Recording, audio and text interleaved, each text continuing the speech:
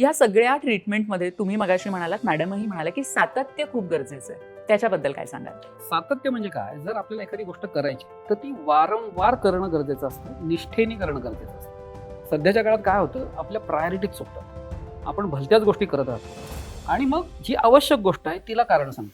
ही सवय लहानपणापासून आहे आपल्याला. शाळेत जायचं नाहीये, पोट दुखतंय, कामावर जायचं नाही, आजारी आहे.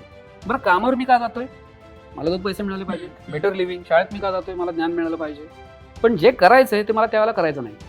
तसंच पेशंट आपल्याकडे चालत येतो, त्याला बरं व्हायचंय, पण त्याला ट्रीटमेंट नाही घ्यायची, मग त्याला कारण आहे. हे कारण सांगून तुम्ही काय करताय, शरीराला मिळणारी मदत स्वीकारत नाही आहात. शिवाय हे या कृतीमुळे काय होतंय, तुम्ही शरीराला सांगतोय की हे काम आवश्यक नाही, मग बरं होण्यासाठी जास्त वेळ लागतो. हे जेव्हा तुम्ही सतत करता, शरीराला सांगता की हे अत्यंत गरजेचं आहे, त्यांना रिझल्ट खूप फास्ट मिळतो.